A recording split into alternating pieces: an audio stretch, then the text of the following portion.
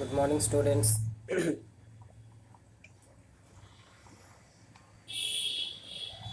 आज हम लोग चैप्टर 4 एज प्रोमिस्ड यस्टरडे, कल जैसा बोले थे हम आपका इंग्लिश लिटरेचर का chapter 4 the in the kingdom of fools is the name of the chapter. You know that chapter 3 has been deleted for this year by the CBSE। आपको हम बताए भी थे कि पहला एंड दूसरा लेसन के बाद पहला the lost child, second chapter का नाम the adventures of Toto, third lesson Eswaran the story teller, जो कि इस साल आपको नहीं पढ़ना है। तो उसके बाद बचता है कौन सा, chapter 4 in the kingdom of fools. इस चैप्टर के बाद हम लोग एक चैप्टर और इसमें पढ़ेंगे, उसके बाद इस बुक को थोड़ा सा पॉज देंगे एंड हम लोग ग्रामर पे जाएंगे, ठीक है। तो राइटर हैं इसके A.K. रामानुजन। एक कहानी तुम लोग हिंदी में बड़ा ही पॉपुलर कहानी सुनता होगा, कहावत भी है, अंधेर नगरी चौपट राजा, टके सिर भाजी टके सिर खाजा। तो सिमिलर वही स्टोरी है जिसको कि इंग्लिश में ट्रांसलेट किया गया है। A.K. रामानुजन जो है वो एक इंडियन पोएट है, स्कॉलर ऑफ इंडियन लिटरेचर है, जो कि बोथ इंग्लिश एंड कन्नड़ा दोनों भाषाओं में लिखते हैं। एंड उनको 1999 में साहित्य एकेडमी अवार्ड भी मिला था। द कलेक्टेड पोएम्स करके उनका बुक था, वर्स का बुक था, पोएम का बुक था, उसके लिए। एंड इस चैप्टर में जो है वो बताया गया है कि कैसे जब मूर्ख व्यक्ति जब राजा बन जाए, या जब मूर्ख को समझाना, एक फूल को मैं समझाना कितना डिफ़िकल्ट जॉब है। देखो ऐसा है कि नॉलेज भी तो हर जगह पूजा की जाती है, ठीक है, वर्शिप किया जाता है, हर एक जगह में विजडम को वर्शिप किया जाता है, जबकि फुलिशनेस जो है हमारा सबसे बड़ा दुश्मन है।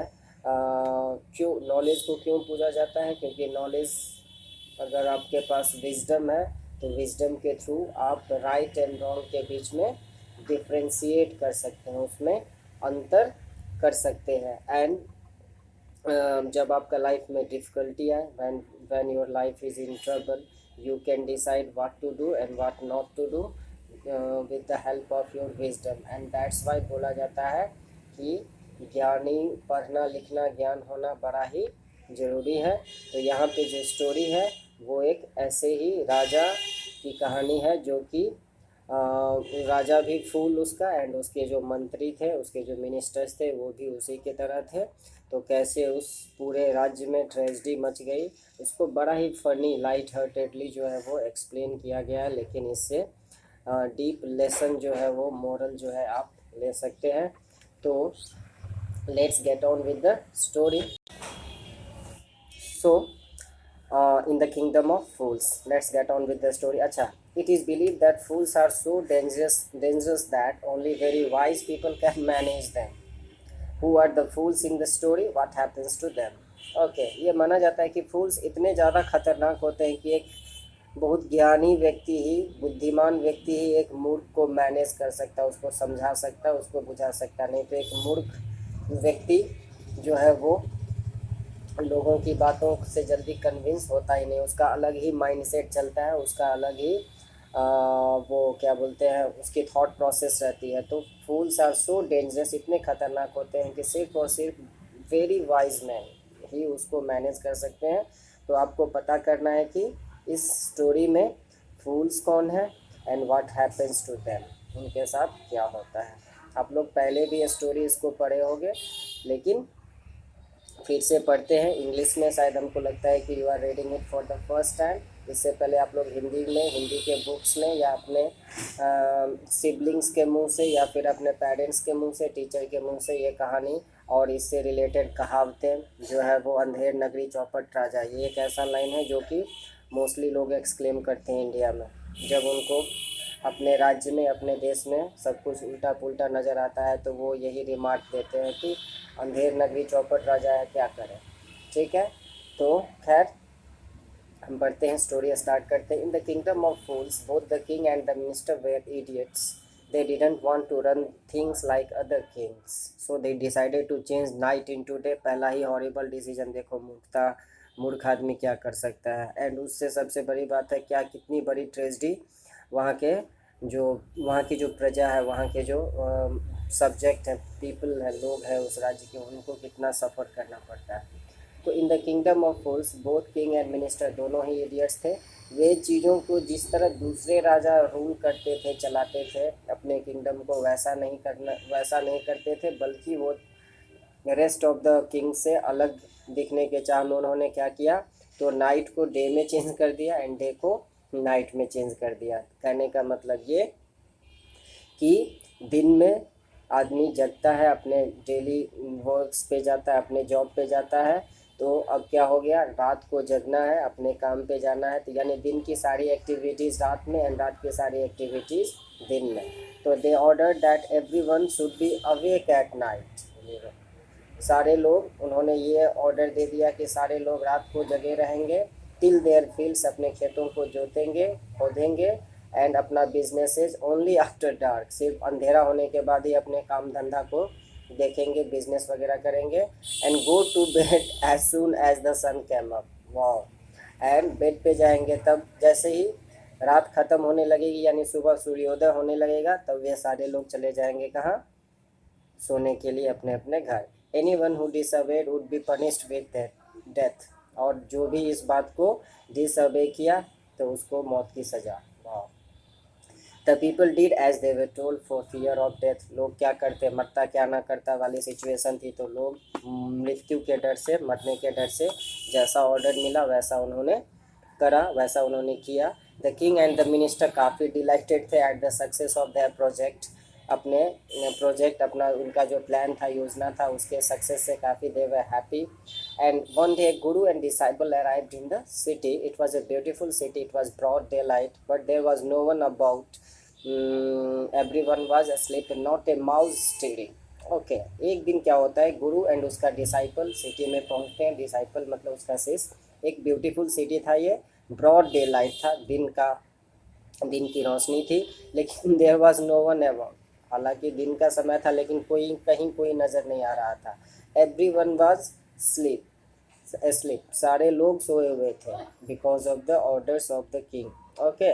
एंड नॉट ए माउस, एक चूहा भी नहीं नजर आ रहा था स्ट्रीट करते हुए। Even the cattle had been taught sleep by day. Cattle जो थे मवेशी जो थे, गाय भैंस बैल बकरी, उनको भी सिखा दिया गया था कि दिन को सोना ही है। The two strangers were amazed by what they saw around them and wandered around town till evening, when suddenly the whole town woke up and went about its nightly business. ये दोनों लोग जो है बड़ा ही अमेज्ड हुए, बड़ा ही आश्चर्यचकित हो गए जब उन्होंने अपने अगल बगल चीज़ों को देखा। एंड wandered around town, पूरा शहर जो है वो घूमते रहे टिल इवनिंग, में suddenly the whole town woke up, शाम होते ही the whole town woke up and went about its nightly business. जो नाइटली, जैसे हमारा डेली बिजनेस दिन में जो करते हैं, तो उसी तरह वे नाइटली बिजनेस पे, यानी रात को जो है वो दिन बना दिया था, तो नाइटली बिजनेस पे सब अपना ऑफिस, स्कूल, यहाँ वहाँ जहाँ जाना था चल पड़ा। The two men were hungry, ये गुरु चेला दोनों काफ़ी भूखे। Now that the shops were open, they went to buy some grocery. To their astonishment, they found that everything cost the same, a single tutu. Whether they bought a measure of rice or bunch of bananas, it cost a tutu. The guru and his disciple were delighted. They never heard of anything like this. They could buy all the food they wanted for a rupee.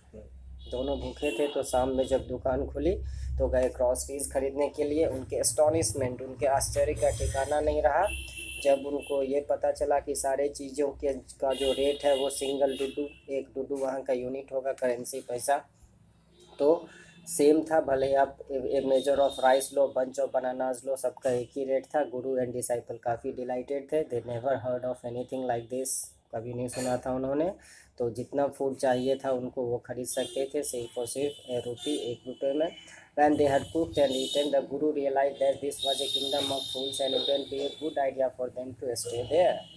Guru worldly wisdom से भरा हुआ व्यक्ति था, उसने दुनिया देखी थी, तो इसीलिए खाना पीना खाने के बाद उसको ये रियलाइज़ हो गया कि ये जो है शहर, ये किंगडम ऑफ फूल्स है, और इसलिए यहाँ पे रहना रिस्की हो सकता है। It is not a good idea to stay here. तो वो इसीलिए वो अपने डिसाइपल को बोलता है कि there is no place for us, this is no place for us, let's go हम चल पड़ते हैं, ये हमारे लिए नहीं है जगह। लेकिन disciple didn't want to leave the place, लेकिन डिसाइपल नहीं जाना चाह रहा था। सारी चीज़ें वहाँ पे सस्ती थी एंड उस चेले को क्या चाहिए था, तो all he wanted was good cheap food. सिर्फ और सिर्फ उसको अच्छा सस्ता खाना चाहिए था। The Guru said they are all fools, this won't last very long, and you can't tell what they will do to you next। गुरु बोलता है, वो विद्वान था, जानता था लोगों के बारे में, तो वो बोलता है गुरु उसको कि ये सारे लोग फूल्स हैं, ये ज़्यादा दिनों तक ये सिलसिला लंबा चलेगा नहीं। यू कान टेल, तुमको पता नहीं, तुम बता नहीं सकते हो कि वो तुम्हारे साथ अगले मोमेंट क्या करेंगे, क्योंकि मूर्ख का क्या ठिकाना, वो कब क्या कर दे। तो लेकिन disciple wouldn't listen to the guru's wisdom, लेकिन डिसाइपल ने अपने गुरु के विजडम भरी बातों को, ज्ञान भरी बातों को नहीं सुना। ज्ञान भरी बातें ऐसे भी लोगों को अच्छी नहीं लगती है, बाद में उनको पछताना पड़ता है। तो he wanted to stay, the guru finally give up, वह रहने पर ही अड़ गया। गुरु अंत में हार गए बेचारे। वो बोले कि ठीक है, do what you want, I am going, मैं जा रहा हूँ। डिसाइपल रह गया वहाँ पे। Ate his fill every day, भर पेट डेली खाता था, बनाना, घी, राइस, व्हीट, ये सब। एंड ग्रू फैट, खूब मोटा हो गया। कैसे, तो like a street side sacred bull, गली में घूमने वाले सांड की तरह हट्टा कट्टा हो गया। एक ब्राइट डे को क्या होता है, एक thief broke into a rich merchant's house. He had made a hole in the wall and sneaked in, and as he was carrying out his loot, the wall of the old house collapsed on his head and killed him on the spot. His brother ran to the king and complained, Your Highness, when my brother was pursuing his ancient trade, a wall fell on him and killed him. This merchant is to blame. He should have built a good strong wall. You must punish the wrongdoer and compensate the family for this injustice. Understood और not. एक bright day को क्या होता है, sunny day था, bright day थी। एक thief जो है, एक मर्चेंट के, रिच मर्चेंट के घर में ब्रोक इनटू का मतलब फोर्सफुली एंटर करता है, चुपके से घुसता है। He had made a hole, wall में एक होल करते हुए, एक मर्चेंट का वॉल में होल करते हुए, मर्चेंट मतलब व्यापारी, वो स्नीक्ड इन, चुपके से चला जाता है। And as he was carrying out his loot, जब वो चोरी को अंजाम दे रहा था, लूट को कैरी कर रहा था, तो ओल्ड हाउस का वॉल जो है वो कोलैप्स हो गया उसके हेड पे, एंड वहीं पे उसकी डेथ हो गई। उसका ब्रदर, उस चोर का ब्रदर भागता हुआ किंग के पास पहुंचा एंड कंप्लेन करता है, योर हाइनेस, मेरा ब्रदर जब अपना एंशियन ट्रेड परस्यू कर रहा था, अपना पुश्तैनी धंधा कर रहा था, पुराना धंधा कर रहा था, दैट मीन्स की चोरी कर रहा था, तो एक वॉल उस पर गिर पड़ी and killed him this merchant. और इसके लिए दोषी कौन है, तो ये मर्चेंट, ये जो व्यापारी है, इसी के घर में। एंड ही शुड हैव, इसको क्या करना चाहिए था, एक गुड स्ट्रॉन्ग वॉल बनाना चाहिए था। You must punish the wrong doer, और इसीलिए हम यहाँ पे आए हैं कि आप रॉन्ग डूअर, गलती करने वाले को पनिश करें, एंड हमारे साथ जो फैमिली के साथ जो इनजस्टिस हुआ है उसको कंपनसेट करें। अब देखो कितना स्ट्रेंज है, राजा की जब मूर्ख हो तो यही होता है। यानी चोरी करने के लिए घुसा एंड उसका डेथ हो गया, तो उसका भाई आता है कि चोरी करने के लिए गया तो इसके घर में वॉल गिर पड़ा, तो इसीलिए इस मर्चेंट को पनिश करिए और हमको न्याय दीजिए, ठीक है। तो the king said, justice will be done, don't worry, and at once summon the owner of the house. King उससे भी विद्वान, वो बोलता है कि ठीक है, जस्टिस होगा, डोंट वरी। एंड उसके बाद उसने ऑनर ऑफ द हाउस को समन मतलब ऑफिशियल कॉल अप जो है वो बुलावा भेजा। When the merchant arrive, king उसको क्वेश्चन करता, what's your name, such and such, अपना नाम अलाना फलाना जो भी है बताता है। फिर वो किंग पूछता, were you at home and the dead man burgled your house, जब वो डेड मैन यानी थीफ जब तुम्हारे घर में बर्गल किया, जब चोरी करी, तो क्या तुम घर पे थे। यस माय लॉर्ड, वो बोलता है यहाँ मैं घर पे था। He broke in and wall was weak, it fell on him, बोलता है कि वो चोरी छुपे घुसा, ब्रेक इन किया एंड वॉल कमज़ोर थी, इट फेल ऑन हिम। तो द एक्यूज प्लीड गिल्टी, जो एक्यूज है वो प्लीड्स गिल्टी, ठीक है। Your wall killed this man's brother, तुम्हारे वॉल ने इस आदमी के भाई को मारा है। You have murdered a man, तुमने एक आदमी किया, खून किया है। We have to punish you, हमें तुम्हें पनिश करना होगा। Lord said the helpless merchant, I didn't put up the wall, it is really the fault of the man who build the wall, he didn't build it right, you should punish him। बोलता है कि महाराज मैंने तो wall नहीं बनाया, ये fault किसका है, उस मैन का जिसने, यानी मैसन जो है वो, जिसने कि ये वॉल बनाया। he didn't build it right, उसने सही नहीं बनाया, you should punish him, आपको उसे पनिश करना चाहिए। फिर ये बोलता हु इज़ दैट, किंग पूछता कौन है वो, तो my lord this wall was built in my father's time, I know the man, he is an old man now, he lives nearby. बोलता है कि ये जो वॉल थी ये हमारे फादर के टाइम में बनाया गया था, इरेक्ट हुआ था, खड़ा हुआ था, मुझे पता है who has built it, and वो एक ओल्ड मैन हो गया है अब, ही लिव्स नियर बाय, बगल में ही रहता है। किंग ने मैसेंजर्स को भेज के ब्रिक लेयर को, ईंटा लगाने वाले मिस्त्री को, जोड़ने वाले को बुलाया, जिसने कि वॉल बनाया था, वो लाया। किंग के सोल्जर्स ने उस आदमी को बांध के, पकड़ के लाया, हाथ पैर बांध के। You there, did you build this man's wall in his father's time, क्या तुमने बनाया? Yes my lord I did. What kind of a wall is this that you build, कैसा वॉल बनाया? It has fallen on a poor man and killed him, you have murdered him, we have to punish you by death. बोलता है कि जब वो बूढ़ा brick layer बोलता है कि हाँ हमने बनाया, तो बोलता है कैसा वॉल बनाया तुमने? ये वॉल जो है एक पुअर मैन पे गिर पड़ा, एंड किल्ड हिम, तुमने इस तरह एक आदमी का मर्डर किया है, तो इसलिए हम तुमको डेथ से पनिश करेंगे। Before king could order the execution, इससे पहले कि किंग एग्जीक्यूट करने का ऑर्डर दे पाता, यानी सजा देने का हुक्म दे पाता, poor brick layer pleaded, request करता है, please listen to me before you give your orders, it is true I build this wall and it was no good. बोलता है कि पहले मेरी बात सुन ले, इससे पहले कि आप ऑर्डर्स दें। इट इज़ ट्रू दैट, मैंने वो वॉल बनाया, and it was no good, अच्छा नहीं है, बट दैट वाज, लेकिन इसके पीछे रीज़न क्या था? तो because my mind was not on it, मेरा दिमाग, जो मेरा कंसंट्रेशन था वो कहीं और था। आई रिमेंबर वेरी वेल, मुझे याद है आज भी वो दिन जब मैं ये वॉल बना रहा था, तो एक डांसिंग गर्ल जो थी वो उस दिन उस स्ट्रीट में ऑल डे इधर से उधर अप डाउन कर रही थी, एंड उसके पैर में एंकलेट्स बंधे हुए थे। एंकलेट्स मतलब पायल, हाँ पायल में भी एंकलेट्स बंधे हुए थे, जिसके जिंगलिंग से मेरा ध्यान बार बार डाइवर्ट हो रहा था, and I couldn't keep my eyes off or my mind on the wall I was building.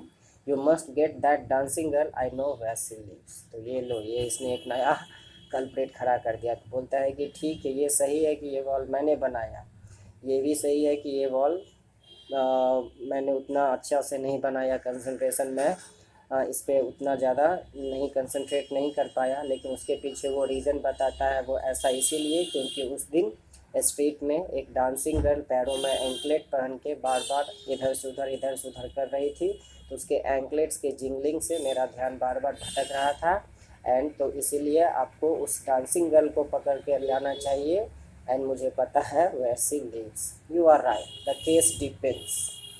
बोलता है कि हाँ तुम सही हो, और वो द केस डिपेंड्स सोचता है कि केस अब बहुत गहरा हो गया है, गंभीर हो गया है, we must look into it, it is not easy to जज such complicated cases, let's get that dancer wherever she is. बोलता है कि ऐसे कॉम्प्लिकेटेड केसेस को जज करना आसान नहीं है। बोलता है कि कहाँ पे है वो डांसिंग गर्ल, बुला के लाओ, let's get that dancer wherever. Dancing girl आती है, जो कि अब एक ओल्ड वुमन बन चुकी है, कैम ट्रैम्बलिंग, लंगड़ाते हुए, कांपते हुए, थरथराते हुए। Did you walk up and down the street, that street many years ago while this poor man was building a wall, did you see him? उससे स्ट्रेट सवाल यही पूछता है किंग कि क्या तुम उस काफ़ी ईयर्स अगो, उस दिन जिस दिन ये वॉल बन रहा था, जिस दिन ये poor man was building a wall, क्या तुम सही में अप एंड डाउन कर रही थी? डिड यू सी हिम, क्या तुमने इसको देखा था? Yes my lord I remember it very well. बोलता है कि हाँ मुझे याद है। So you did walk up and down with your anklets jingling, you were young and you distracted him, so he built a bad wall. तो इस पे किंग उस पर सीधा आरोप सीधा लगा देता है कि तो इसलिए तुम उस दिन अप एंड डाउन करी, वॉक करी, तुम्हारे एंकलेट्स जिंगलिंग कर रहे थे, तुम यंग थी, तुमने उसको डिस्ट्रैक्ट किया, और इसका नतीजा ये हुआ कि he built a bad wall, जो कि fallen on a poor burglar and killed him, you have killed an innocent man, you will have to be punished. तुमने तुम्हारे बार बार अप डाउन करने से उस मैसन का जो ध्यान था, उस ब्रिक लेयर का ध्यान तुम्हारे एंकलेट्स की तरफ गया, you were young so you distracted him, and that's why the wall has fallen on the poor burglar, उसकी डेथ हो गई। तो इस तरह तुमने एक इनोसेंट मैन को मारा है, you will have to be punished, और तुमको सज़ा देनी होगी, मैं तुमको सज़ा दूंगा। थोड़ी देर के लिए she thought for a minute and बोलती है, my lord wait, I know now why I was walking up and down. The girl too has had her own story to tell, उसके पास भी एक कहानी है। ओके, तो वो लड़की बोलती है, my lord I know now why I was walking up and down that street, I had given some gold to the goldsmith to make some jewellery for me. He was a lazy scoundrel. He made so many excuses, said he would give it now and now he would give it then, and so on all day. He made me walk up and down to his house a dozen times. That was when this bricklayer saw me. It is not my fault, my lord. It is the damn goldsmith's fault. No. उसकी खुद की एक story तैयार है। बोलती है कि अब मुझे याद आया माय लॉर्ड, उस दिन मैं क्यों अप एंड डाउन भाग रही थी। मैंने कुछ गोल्ड दिया था गोल्ड स्मिथ को, कुछ ज्वेलरी मेरे लिए बना के देने के लिए, लेकिन गोल्ड स्मिथ लेजी था, काफ़ी आलसी था। वो बहुत सारे एक्सक्यूजेज बनाता था, आज दे दूंगा, कल दे दूंगा, उस दिन दे दूंगा, इस दिन दे दूंगा, जिसका नतीजा था कि मैं पर डे आती एंड पर डे वो मुझे कल दे दूंगा, परसों दे दूंगा, इस तरह के एक्सक्यूजेज बनाता एंड डजन टाइम्स मुझे इसके चलते अप एंड डाउन करना पड़ा। तो दैट वाज इसी समय इस ब्रिकलेयर ने मुझे देखा, तो it is not my fault, ये जो है वो गोल्ड स्मिथ का फॉल्ट है। ठीक है, poor thing, she is absolutely right, thought the king. King सोचता है हाँ ये सही बोल रही है। रेजिंग द एविडेंस, जो एविडेंस का सबूत था उसको रेज कर रहा था, मतलब वजन कर रहा था, मतलब मनी मन तोल रहा था। We have got the real culprit at last, get the goldsmith wherever he is hiding at police. वो बोलता है कि हाँ अब हमें मिला ना रियल कल्प्रिट, मुजरिम। बोलता है गोल्ड स्मिथ को पकड़ के लाओ wherever he is hiding. Kings के जो बैलेट्स हैं, जो सोल्जर्स हैं, वो search for the goldsmith who was hiding in a corner of his shop, अपने शॉप के एक कॉर्नर में छुपा था। जब उसको एक्यूजेशन, उसके खिलाफ जब आरोप उसको सुनाए गए, तो उसकी अपनी स्टोरी थी, had his own story to tell, उसकी खुद का एक स्टोरी है। देखो, I am a poor goldsmith, it is true I made this dancer come many times to my door, I gave her excuses because I couldn't finish making her jewelry before I finished the rich merchant's order. They had a wedding coming and they wouldn't wait. You know how impatient the rich men are. ये last line तो बड़ा ही ये है, bitter truth है। खैर, I am a poor goldsmith, वो अपना स्टोरी बताता। देखिए सर, ऐसा है कि मैं बड़ा गरीब गोल्ड स्मिथ हूँ। इट इज़ ट्रू, ये सही बात है कि मेरे चलते इस डांसर को कई बार मेरे डोर पे आना पड़ा। मैंने हर बार उसको बहुत सारे एक्सक्यूजेज दिया है, क्योंकि मैं उसका ज्वेलरी जो है वो बना के ख़त्म करके बना के नहीं दे पाया, क्योंकि उससे पहले मुझे एक रिच मर्चेंट का ऑर्डर कंप्लीट करना था। तो और उस रिच मर्चेंट के घर में एक वेडिंग आने वाली थी, शादी होने वाली थी, एंड दे कुडंट वेट। आप तो जानते ही हैं कि जो रिच होते हैं, जो अमीर होते हैं, वो इम्पैशंस होते हैं बहुत ज़्यादा, उनमें धीरज नहीं होता, उनमें संयम नहीं होता है, they can't wait. Okay, so that's why, who is this rich merchant who kept you from finishing this poor woman's jewelry? It happens that वो rich merchant वही था जिसका दीवार गिरा था। Who is this rich merchant who kept you from finishing this poor man's jewelry, made her walk up and down, which distracted this bricklayer, which made a mess of his work, which has now fallen on an innocent man and killed him? Can you name him? बोलता है कि बताओ वो कौन है gold Smith, जिस sorry rich merchant, जिसके चलते तुमको बार बार जिसके चलते इस पुअर वॉमेन को बार बार अप एंड डाउन करना पड़ा, तुमको तुम्हारा ध्यान डिस्ट्रैक्ट हुआ, जिसके चलते तुमने गलत वॉल बनाया, गलत वॉल गिर पड़ा, जिससे छवि इनोसेंट आदमी मरा। क्या उसका नाम बता सकते हो? तब गोल्ड स्मिथ ने name the merchant and he was none other than the original owner of the house whose wall had fallen. तब गोल्डस्मिथ ने उस मर्चेंट का नाम बताया, एंड वो मर्चेंट कोई और नहीं था बल्कि उसी हाउस का ऑनर था, मर्चेंट, जो कि जिसका कि वॉल गिरा था। Now justice has come full circle. King सोचता है कि हाँ अब न्याय जो है पूरा सर्कल घूम के वहीं पे आ गया, बैक टू द मर्चेंट पे। When he was rudely summoned back to the court, he arrived crying, "It wasn't me, but my father who ordered the jewelry. He is dead. I am innocent." बोलता है कि जब उसको merchant को वापस बुलाया गया तो वो आते ही रोने चीखने लगता, बोलता है ये मैं नहीं था, मेरे फादर थे, उन्होंने ही ज्वेलरी ऑर्डर किया था, ही इज़ डेड, वो मर गए, आई एम इनोसेंट, मैं इनोसेंट हूँ। ठीक है, लेकिन किंग ने अपने मिनिस्टर से कंसल्ट किया, सोचा कि बोला उसको कि ठीक है, it is true, your father is the true murderer, he is dead, वो तो मर गया, लेकिन किसी को तो पनिश करना होगा, तो तुमने अपने फादर से सब कुछ अपने उस क्रिमिनल फादर से इनहेरिट किया है, उसके रिचेस, साथ साथ उसके सिंस, उसके गुण, उसके रुपये पैसे, साथ साथ उसके पाप को भी, बुरे कर्मों को भी।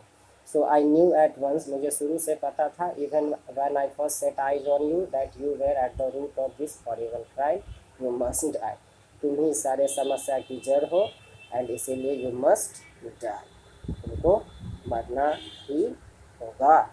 ठीक है, देखा बेवकूफ़ राजा का कारनामा। यहाँ तक हम रहने देते हैं, अगले क्लास में थोड़ा ही है बाकी, उसको ख़त्म करेंगे, इसका क्वेश्चन आंसर देखेंगे। तब तक आप लोग इसका रिमेनिंग पार्ट पढ़िए, एज वेल एज पीछे का भी पार्ट पढ़िए, स्टोरी और मगअप होगा आपके ब्रेन में, आपके दिमाग में। ठीक है, thank you very much, have a nice day.